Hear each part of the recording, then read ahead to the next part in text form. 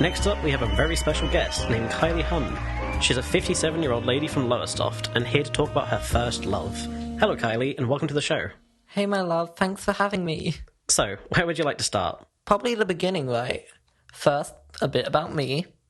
My daddy married my mother before I was born, and I didn't care enough to ask about how they got together.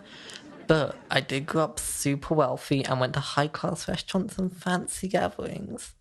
But when I was 15, my daddy left my mother for some tedious working-class trollop. So when he left, we were left with nothing. Tragic. My mum took up a second job, and my younger sister, Brianna, said I should get one too. But my dad said I would never have to work for anything in my life, and he was right. When I was 19, I decided I would be rich again. So I immediately stole money from my mother's purse. I used that money to buy an ad in a local paper. I titled myself a social companion for the elite. You mean a gold digger? What about it? Well, anyway, Richard, that was his name, he eventually called. He was 84 and owned our town's fishing industry. I love a man with a big business. Was it only about the money? Yeah, of course it was. I was determined to be rich. We started sending letters to each other. It was so romantic. We mostly did it because he didn't know how to use a phone. Yikes. In the letters, he asked me to call him my love, and he sent me this old dress that made me feel like a nun. Well, I needed to be rich again, so anything to make him happy, right? But were you happy? Oh, sure. I was living the dream. Not to mention I had him on my little finger all night. He took me to this beautiful restaurant and even had a quartet playing. I felt so sophisticated. And Richard was nothing like I'd ever seen. He had the skin of a wise leather couch and the face of a drowned harassed rat. And that's when I knew I liked him for his money. He bought me a fancy meal and some French wine I couldn't pronounce. He found that hilarious. I laughed too after I downed my first glass. He took my hand that night and said, "To true love." A little cheesy, but hey, he tried. A true gentleman. We even had our first kiss that night. Don't ooh too much, I never said it was good. It was real dry. He smelt like he bathed in cologne. I felt my eyes starting to water. We spent the rest of our dinner talking about places we could go together, like Paris, Rome, his bedroom. And after we finished our food, he took my hand and asked me if I wanted to dance. "Of course, my love," I replied. Then this place started playing jazz. Who chooses to play jazz? Well, he'd already asked, so I thought, sure, what's the worst that could happen?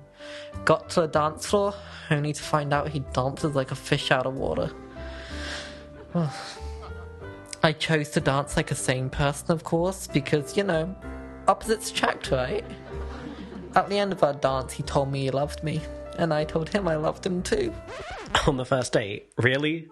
Oh yeah! By the second date, I basically moved in with him.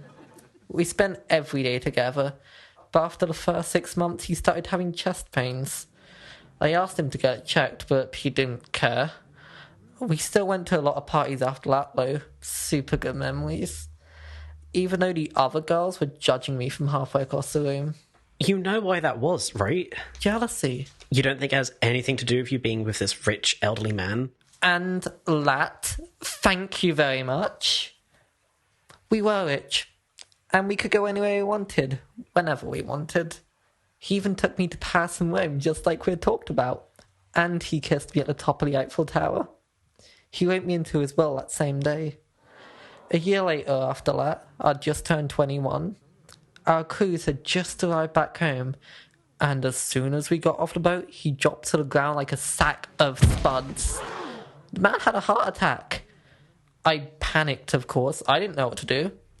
I stood there completely frozen while everyone else was crowding around me.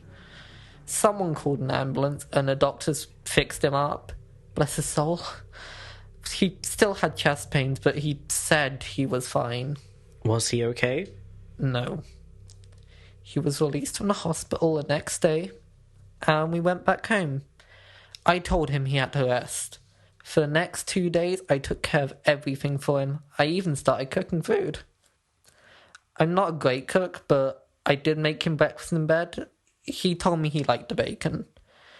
The next day, we even managed to dance to some jazz music together. Well, I say danced. I basically held him up as we pretended to sway. At the end of the song, he kissed me and said thank you. Not long after that, we went to bed. I woke up the next day pretty early, started making him some breakfast. I thought at least he'd like the bacon. He didn't wake up. I called an ambulance and I was in the waiting room when the doctor told me there was nothing they could do. He was dead.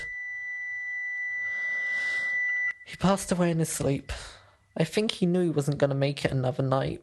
When the doctor told me, I remember this overwhelming feeling of loneliness. The doctor held me as I cried on his shoulder. I'm really glad Richard enjoyed his final moments, though, even if it was poorly dancing to jazz music. Did you love him? Yeah, I did. We spent every moment together for 2 years. He felt comfortable. Don't get me wrong.